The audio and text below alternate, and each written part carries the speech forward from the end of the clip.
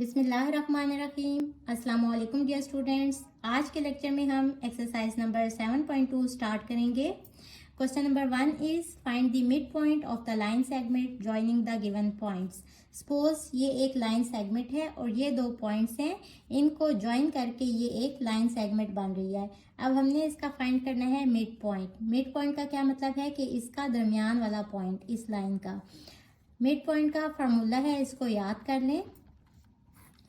x1 plus x2 by 2 and y1 plus y2 by 2।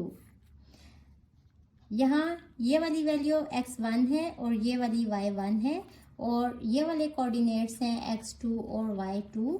जब भी हमारे पास दो कोऑर्डिनेट्स गिवन होंगे तो हम इस फॉर्मूले को यूज़ करके उस लाइन का मिड पॉइंट फाइंड कर सकते हैं। यहाँ x1 है 2 और x2 है 9 और y1 है 5, y2 है 9। और पिछली एक्सरसाइज में हमने क्या पढ़ा है कि सपोज अगर ये पॉइंट है a और ये पॉइंट है b, तो हम इसका डिस्टेंस कैसे कैलकुलेट करते हैं।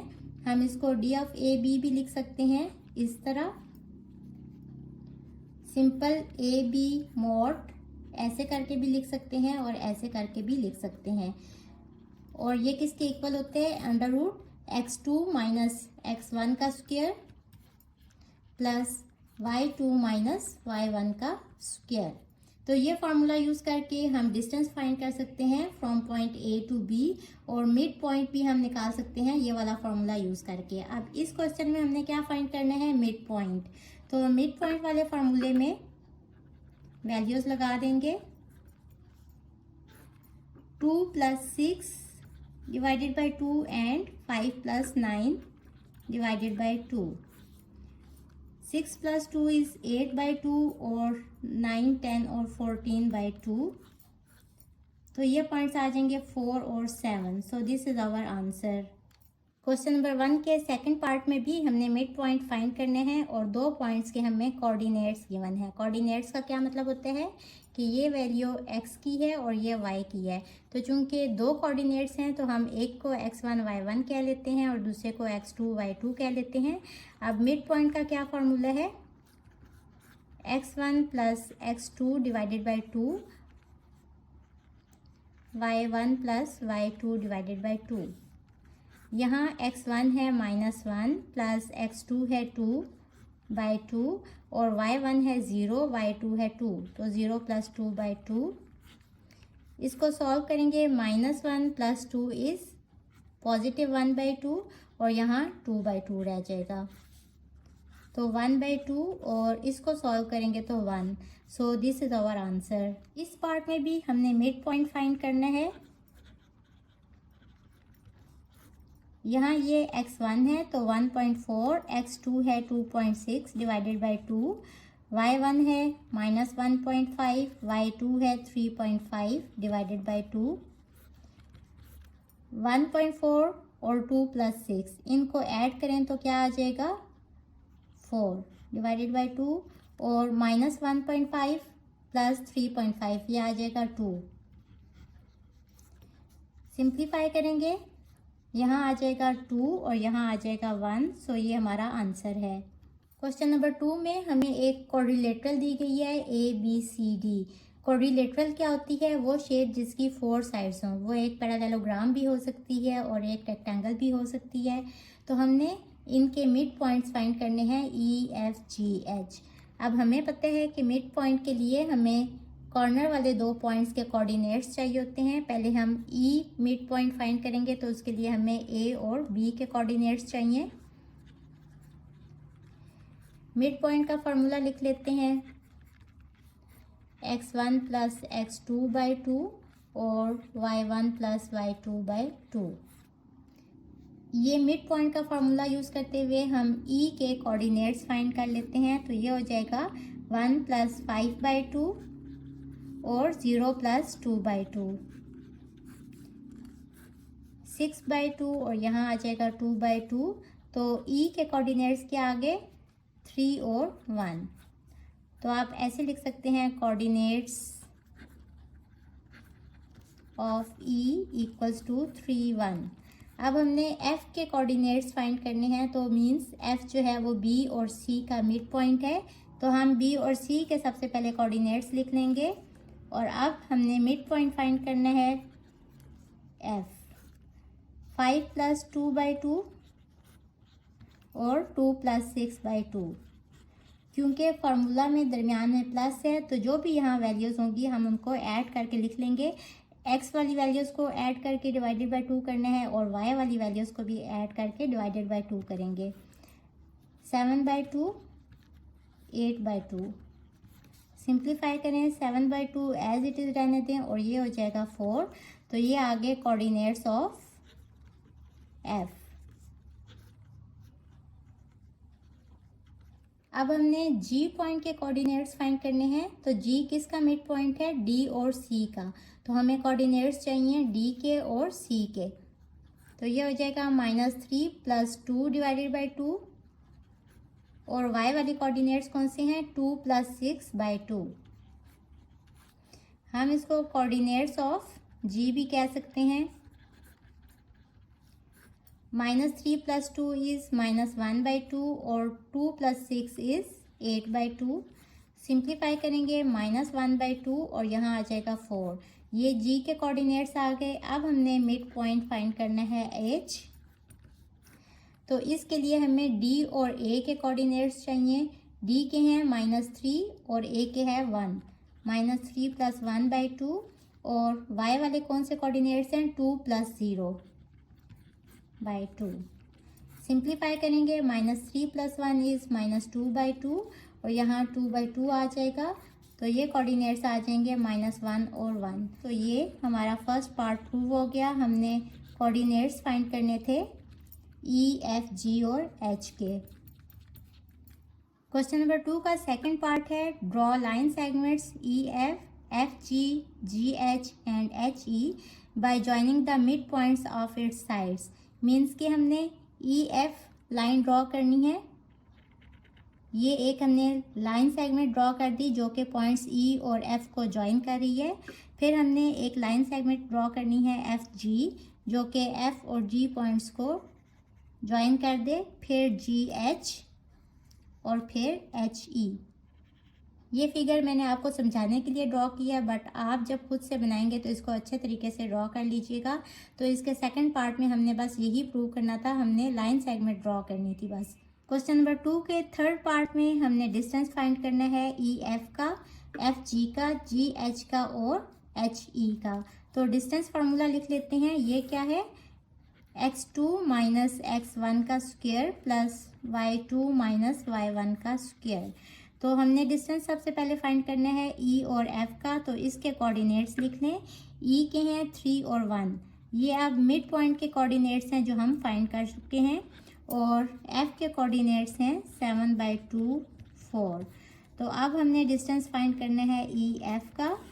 इसमें x2 है 7/2 माइनस x1 है 3 स्क्वायर, y2 है 4, y1 है 1 स्क्वायर। सिंप्लीफाई करेंगे, यहाँ एलसीएम लेंगे। एलसीएम सेम करने के लिए इसको 2 से मल्टीप्लाई कर लेंगे और डिवाइड भी कर देंगे। तो यहाँ आ जाएगा 2, 7 - 3 2 = 6 और इसका स्क्वायर। और यहाँ 4 - 1 3 का स्क्वायर। यहाँ आ जाएगा 7 - 6 इज 1/2 स्क्वायर प्लस 3 का स्क्वायर 9 होता है। 1/2 का स्क्वायर ये हो जाएगा 1/4 प्लस 9।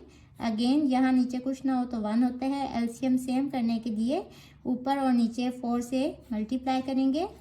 यह आ जाएगा 1 + 9 4 = 36। तो ये आ जाएगा 37/4 √। इसको इक्वेशन नंबर 1 कह लें। इसको हम ऐसे भी लिख सकते हैं √37/2 और साथ में लिखेंगे यूनिट्स। इसको इक्वेशन नंबर 1 कह लें। अब हमने डिस्टेंस फाइंड करना है एफ जी का। तो मैंने एफ और जी के कोऑर्डिनेट्स लिख लिए। यहाँ ये x1 और y1 है और ये वाले कोऑर्डिनेट्स x2 और y2 हैं। डिस्टेंस फार्मूला यूज़ करेंगे। एफ जी का डिस्टेंस कैसे फाइंड करेंगे? x2 - 1/2 फार्मूले का माइनस और x1 मीन्स के 7/2 इसका स्क्वायर। y2 है 4 माइनस फार्मूले का और y1 अगेन 4 और इसका भी स्क्वायर। अब यहाँ एलसीएम में 2 सेम है तो 2 एलसीएम ले लेंगे और ऊपर -1 -7 आ जाएगा इसका स्क्वायर और यहाँ 0 का स्क्वायर। -1 -7 इज -8/2 स्क्वायर और यहाँ 0 ही आ जाएगा। ये हो जाएगा 2 4s are 8 तो -4 का स्क्वायर 16 तो एफ जी हमारे पास आ जाएगा डिस्टेंस 4 यूनिट्स। इसको इक्वेशन नंबर 2 कह लें। अब हमने डिस्टेंस फाइंड करना है जी और एच का, तो इसके भी कोऑर्डिनेट्स लिख लेते हैं। जी के कोऑर्डिनेट्स हैं -1/2 4 और एच के कोऑर्डिनेट्स हैं -1 और 1। जी एच डिस्टेंस फाइंड करेंगे डिस्टेंस फार्मूला यूज करते हुए।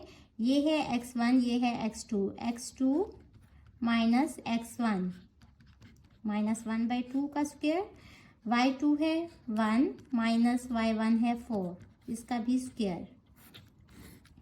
ब्रैकेट ओपन करेंगे -1 प्लस 1/2 का स्क्वायर,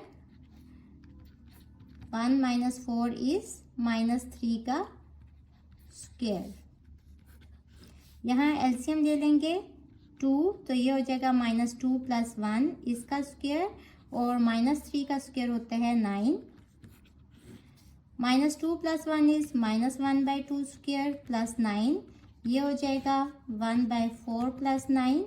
एलसीएम ले लेंगे 4, यहाँ नीचे 1 होगा तो इसको एलसीएम सेम करने के लिए 4 से मल्टीप्लाई करेंगे ऊपर भी और नीचे भी, तो ये आ जाएगा 1 प्लस 9 4 36 तो ये आ जाएगा √37/4 विच is equals to √37/2।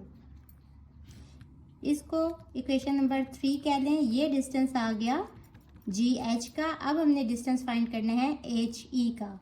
H E distance find करने के लिए मैंने इनके कोऑर्डिनेट्स लिख लिए और अब डिस्टेंस फार्मूला यूज करेंगे। x2 माइनस x1 इज -1 का स्क्वायर, y2 है 1 माइनस y1 है 1 इसका भी स्क्वायर। ब्रैकेट ओपन करें 3 प्लस 1 स्क्वायर और यहाँ 1 माइनस 1 0 हो जाएगा तो ये हो जाएगा 4 का स्क्वायर, स्क्वायर अंडर रूट से कट जाएगा तो एच ई डिस्टेंस आ गया 4 यूनिट्स। इसको इक्वेशन नंबर 4 कह लें। फ्रॉम इक्वेशंस 1 2 3 एंड 4 क्या पता चल रहा है कि ई एफ का जो डिस्टेंस है वो जी एच के इक्वल है और ये कितना आया है √37/2 यूनिट्स। और दूसरी इंफॉर्मेशन क्या है कि एच ई का जो डिस्टेंस है ये इक्वल आ गया एफ जी डिस्टेंस के which is equals to 4 units. अब देखें अपोजिट साइड के डिस्टेंस सेम आ गए। एच ई का डिस्टेंस इक्वल आ गया एफ जी के और ई एफ का इक्वल आ गया एच जी के। लेकिन हम यहाँ से ये नहीं कह सकते कि ये एक रेक्टेंगल है। उसके लिए हमें क्या प्रूव करना पड़ेगा कि इसके जो एंगल्स हैं ये 90 डिग्रीज के हैं। अब ये कैसे पता चलेगा? या तो आप एक डायगोनल ड्रॉ कर लें जी ई, इसका भी आप डिस्टेंस फाइंड कर लें। अब देखें बाय यूजिंग पाइथागोरस थ्योरम अगर ये राइट एंगल होगा तो इसके ऑपोजिट साइड है हाइपोटेन्यूज, तो हाइपोटेन्यूज स्क्वायर इक्वल होना चाहिए जी H square plus H E का स्क्वायर। इनके डिस्टेंस आप फाइंड कर चुके हैं। अगर ये डिस्टेंस इक्वल आ गए, दोनों sides left hand side equal आ गई राइट हैंड साइड के, तो आप कहेंगे कि ये जो ट्रायंगल है जी एच ई ये किसको सेटिस्फाई कर रही है? पाइथागोरस थ्योरम को। तो मीन्स कि ये एंगल कितना होगा 90 डिग्रीज का। और हम ये भी कर सकते हैं कि आप दो डायगोनल्स ड्रॉ कर लें जी ई और एच एफ। तो अगर इन डायगोनल्स का डिस्टेंस सेम आ गया तो आप कह सकते हैं कि जो एंगल्स बने हैं ये राइट एंगल्स हैं। क्योंकि रेक्टेंगल जो है ये इस प्रॉपर्टी को सेटिस्फाई करता है कि उसके डायगोनल्स इक्वल लेंथ के होते हैं। हम डायगोनल्स की भी डिस्टेंस फाइंड कर लेते हैं। सबसे पहले जी ई का डिस्टेंस फाइंड करते हैं, तो मैं जी और ई के कोऑर्डिनेट्स लिख लूँगी। जी के भी लिख लेते हैं -1/2 और 4 और हमने डिस्टेंस फाइंड करने हैं जी ई का using distance formula x2 minus x1 square, -1/2 -3 का स्क्वायर, y2 माइनस y1 का स्क्वायर, 4 माइनस 1 का स्क्वायर। चूंकि ऊपर स्क्वायर है आप इस पॉइंट को पहले ले लें या इस कोऑर्डिनेट को पहले ले लें, इससे कोई फर्क नहीं पड़ता। जब स्क्वायर होगा तो नेगेटिव वैल्यू भी पॉजिटिव हो जाएगी। इसका एलसीएम लेंगे -1 -6 स्क्वायर और 4 माइनस 1 इज 3 स्क्वायर। ये आ जाएगा -7/2 प्लस 9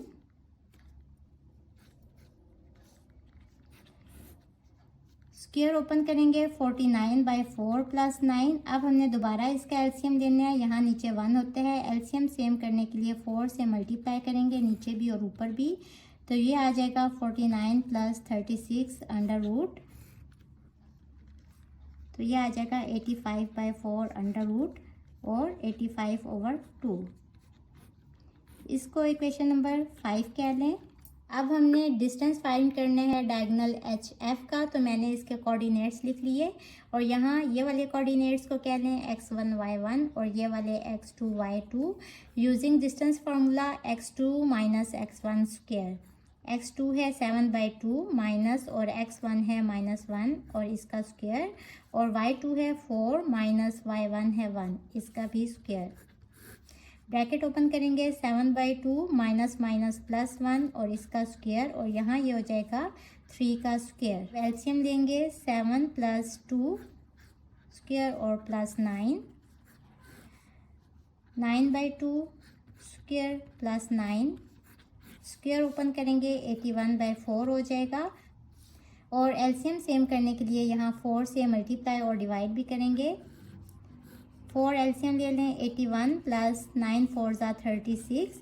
इसको सॉल्व करेंगे तो ये आ जाएगा 7 और 117/4 मीन्स के 117/2। इसको इक्वेशन नंबर 6 कह लें। अब देखें फ्रॉम इक्वेशन 5 और 6 GE इक्वल नहीं आया HF के, means diagonals are not of equal length। तो ये तो रेक्टेंगल की प्रॉपर्टी को सेटिस्फाई नहीं कर रहा क्योंकि डायगोनल्स की लेंथ सेम नहीं आई। इट मीन्स के ये रेक्टेंगल नहीं है क्योंकि इसके ये वाले जो एंगल्स हैं ये 90 के नहीं बन रहे। तो हम कहेंगे सो द गिवन क्वाड्रिलेटरल